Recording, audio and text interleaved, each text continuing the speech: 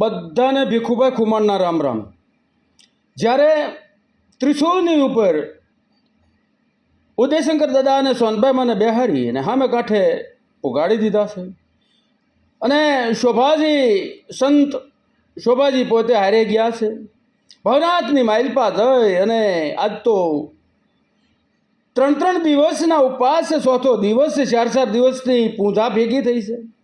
બે માણસે પૂજા કરી, ભવનાથ દાદાની પૂજા કરી અને આમ પગે લાગે છે અને બેયની આંખોમાંથી શ્રાવણ ને ભાદરવો વહતા હોય વહે છે. સંત શોભાજી જોવે છે, સંત શોભાજી જોવે છે અને આ બે પૂજા કરીને બહાર નીકળ્યા. મૈયા રો રહી થી અને બે વાત કરી. ઓ અને એમ કરીને સંત શોભાજી કહે છે કે દેવોની પાછળ જા, મંદિરની પાછળ જા મૈયા. અને સોનભાઈમાં મંદિરની પાછળ જાય છે. જ્યાં જાય તો જે શિવને ચડાવેલા ફૂલ, સુકાઈ ગયેલા ફૂલનો ઢગલો છે. એની ઉપર બદલાવેલી ધજા, જૂની ધજા છે અને ધજાની માઇલ તાજું જન્મેલું બાળક છે. ઘૂઘવાટા કરે છે, માં જલ્દી તેડી લે. ને હોનભાઈ માં જલ્દી તેડી લે છે. તેડીને આવીને કહે છે, બાપુ બાપુ આ તો બાળક છે. કે હા, ભગવાન ભોળાનાથ દેવાથી દેવ તમને દીકરો દે છે. કે પણ કે હા, દેવાથી દેવ તને દીકરો દે છે. અને જય અને હોનભાઈમાં ભવનાથની સામે ભગવાનની સામે બાળકને મૂકે છે અને કહે છે કે હે દેવાથી દેવ, હે શિવ શંકર, જો તમે મને દીકરો દેતા હો તો એનું ભરણ પોષણ પણ મારે કરવું જોઈએ. હું કેવી રીતે એનું ભરણ પોષણ કરું? માટે મને ધાવણ આપો. અને પોતાના થાનોલામાંથી દૂધીની ધારા વહી છે, લઈને એકદમ તેડી લીધા છે. તેડીને આવે છે, બાપુને પગે લાગે છે અને કહે છે કે બાપુ અમને રજા આપો. કે ના, આજના પારણા મારે આશ્રમે કરો, આજના પારણા મારે આશ્રમે કરો. અને સંત શોભાજીની હારે પોતાના સંતના આશ્રમે જાય છે. ત્યાં જઈ અને પારણા કર્યા. 3 દિવસના ઉપવાસ છે, એના પારણા કર્યા. કારણ કે આ તો સંતની પ્રસાદી છે, એમાં મીઠાશ અલગ હોય અને એમાં ભૂખની મીઠાશ તો હાવ અલગ હોય. પારણા કરીને પછી કહે છે કે બાપુ હવે અમને રજા છે. કે ભાઈ આજની રજની એટલે કે આજની રાત અહીંયા રોકાઈ જાઓ, ભજન ભાવ કરશું. કે બાપુ બહુ હાચી તમારી વાત છે, અમને કોઈ ઝંઝટ નથી, પણ ઘરે 2 ગા બાંધી છે. 2 ગાવું બાંધી છે, એને કોણ નીરે કોણ પાય, એનું શું થાય? કે તો તમને રજા છે. કે ના બાપુ એમ નથી જવાના. કે તો કે તમે અમને મૂકવા આવો. કારણ કે આ સંસાર છે, આ દુનિયા છે, એ નહીં નવું બોલે, મેણા ટોણા મારે. કારણ કે એ લોકો તરત એમ કે ન્યાય ક્યાં દીકરો ઠહેર્યો હતો ને એમ ક્યાં ભોળાનાથ આપવા નવરો હતો. આ તો કોક ઊંઘાવી બાય હુઈ ગઈ છે ને એના પડખામાંથી બઠાવી લીધો છે, ચોરી લીધો છે. નત નવા વાતું કરશે, અમારું કોઈ હાસું ન માને. માટે આપ આવો. અને તેણે બધાએ જોયું છે ત્રિશુળ ઉપર જે માણસ, જે સંત ત્રિશુળ બેહારીને સામે કાંઠે લઈ લે, એ દીકરાએ આપી કે માટે આપ પધારો. અને સંત શોભાજી હારે આવે છે.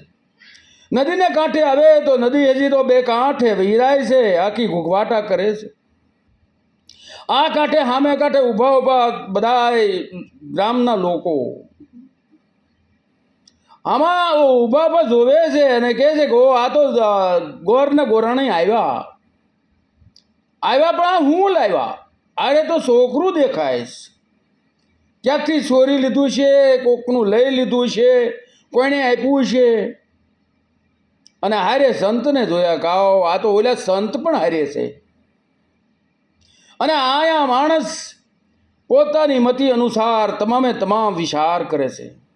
કારણ કે હવની મતિ જુદી હોય, પોતાના જે સ્વભાવ હોય એવા વિચાર આવે હરેક માણસને, તમને ને મને તમામને જેવો સ્વભાવ એવો જ વિચાર આવે. કારણ કે યુધિષ્ઠિરે દુર્યોધનને કીધું હતું કે જા કોઈ હારો માણસ ગોતી આય, અને આખા નગરીમાં આટો મારીને આવ્યો કે કોઈ હારો માણસ નથી.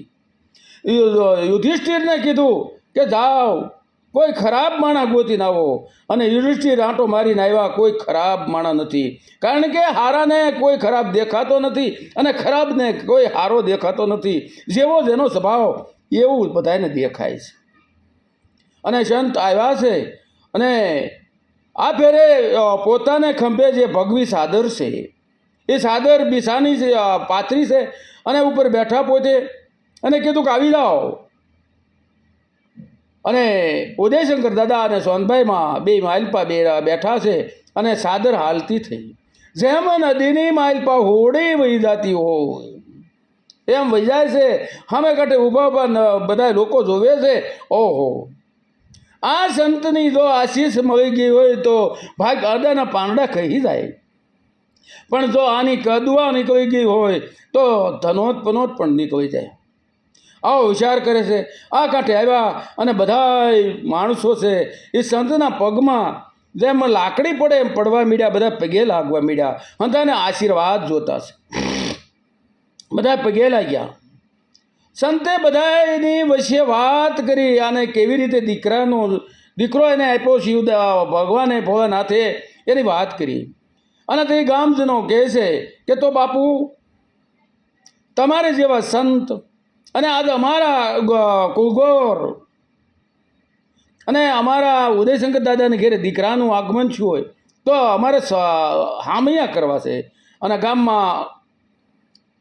ગામની માલપા માણસને મોકલી અને તાબડતોબ દોકડ ઝાંસ મંગાવ્યા છે, કેડે દોકડ બાંધ્યા છે, અને હામૈયા કર્યા છે. શેરી વળાવું, સદ કરું ઘરે આવો ને, આંગણીએ પથરાવું ફૂલ વાલોમ ઘરે આવો ને. અને ઉદયશંકર દાદાની ખડકી ગયા, ખડકી ઉઘાડી, અને જેમ આમ માલપા જોવે તો બે ગાવું જાણે આવકાર આપ્યું હોય એમ ભાંભરી અને આવકાર આપે છે.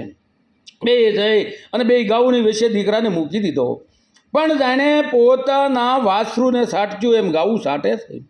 અને બધા આનંદ કિલોલ કર્યો. સંત શોભાજી કહે છે કે હવે મને રજા છે કે બાપુ આજ દયા કરી તો હજી વિશેષ દયા કરો, અને આજની રજની અહીંયા રોકાઈ જાઓ. તો અહીંયા આપણે ભજન ભાવ કરીએ, અને કૃપા કરીને રોકાણા છે. રાતે ભજન કીર્તન થયા, સવારે પ્રસાદ બેસણો. સંતે કીધું કે હવે હું રજા લઉં છું, પણ આ તમને દીકરો દીધો એ ભોળાનાથે દીધો છે, દેવાથી દેવે દીધું છે, માટે એનું નામ દેવવ્રત રાખજો, દેવવ્રત રાખજો. અને એનું નામ પડ્યું દેવવ્રત. હવે આપ અને સંત શોભાજી પોતાના આશ્રમે ગયા છે. જય ભોલેનાથ.